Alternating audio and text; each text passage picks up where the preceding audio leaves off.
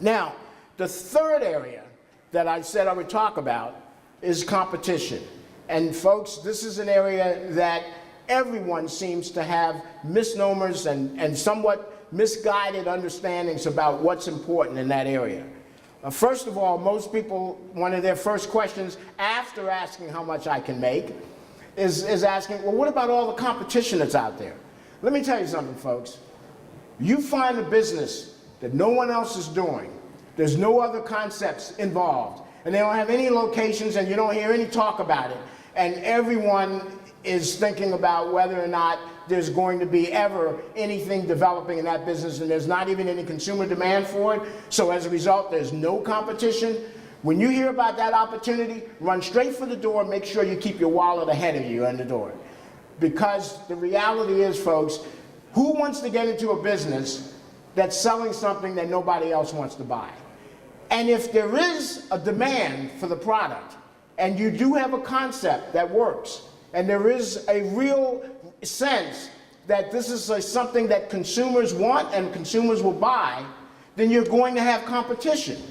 The question is not, is there competition? The question is, what am I doing to stay ahead of the competition?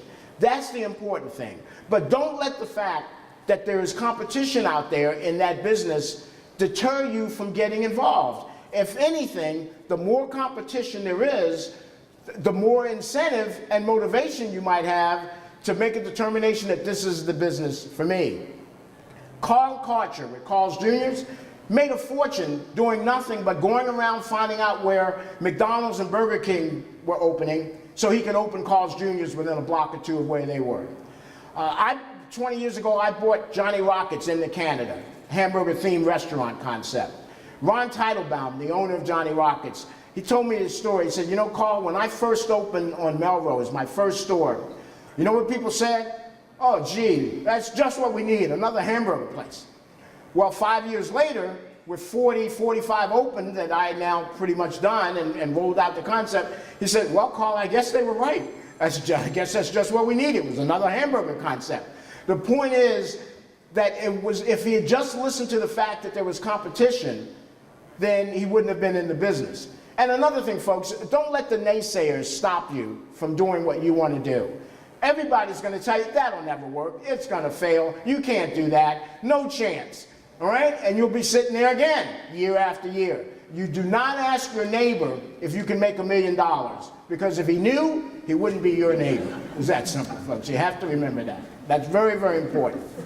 Now, I want you to also remember this about competition, and that's because this is so important. Let's say that you find a concept that doesn't have a lot of competition, but the concept has established itself. It's proven that people like it. So you see, this is a real opportunity.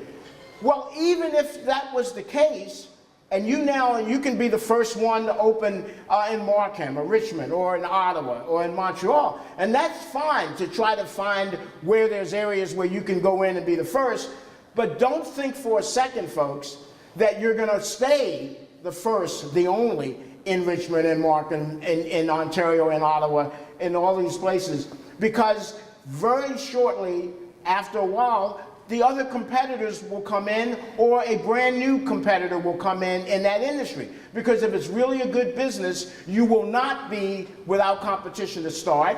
And if you are lucky enough to start in a really good business where you don't have much competition, within a couple of years, there will be several other competitors who will open near you, just like you would have done if you were finding them for the first time. So that's why competition cannot be a reason not to get involved in owning your own business. It has to be, in fact, one of the telltale signs that you use to measure if this is a good business. And if there is a lot of competition, if there is a lot of competitiveness, that would suggest to you that it's because people are buying what it is that you have to sell. So how do you distinguish yourself? It's not about being the only one, it's about trying to be the better one. That's why new hamburger operations open constantly, because people want to continue to try to offer the best one. And the fact is that the hamburger business is still as big as any business in the food industry. but people know that if they can come up with a good product, people will buy their hamburgers. And that's the same thing here. So don't let that be a problem. In fact, competition can mean that there's validation for the concept that you're looking at. Now, people always ask me in these types of formats, well, what are the hottest concepts out there? And there are some generalities in terms of specifics. There are a lot of good opportunities here, but I will just mention that in terms of some of the general categories, some of the hottest concepts in food now are what we call single food use theme concepts. Grilled cheese is one that's growing very rapidly. Tapioca, teriyaki meats, that's growing. Popcorn, you'll see a lot of the different now, single theme, meaning it's the whole store is just selling popcorn. That's in the food industry. And still, pizza and hamburgers are still the biggest, so there's still opportunities in there. Self-serve, retail industry concepts. In the retail services industry, home health care, one of the biggest growing industries. Why? Because everybody's living longer, your government checks, Social Security checks. When they set up those programs, it was designed for you to retire, get 2 or 3 checks, and then you check out. Well, today, people are living so long, now you retire, you get 2 or 3 checks, and at the age of 90, you're still jogging down to the mailbox getting your checks. So what does that mean? People need in-home care. They don't want to go to hospital facilities. They don't want to go to nursing homes, because if they know they have another 20, 30 years, the kids don't want you to be living with them for 20 or 30 years. They like 3 or 5, which was the old way. So what do people want to do? Stay in their own homes. So the aging of the world, really, but particularly in North America, Canada, and the U.S., has driven that business. You know, in the year 2000, there were 5,000 people in North America who were 100 years or older. By the year 3000, just less than 100 years, there will be 1 million people still alive at that point who are 100 years and older.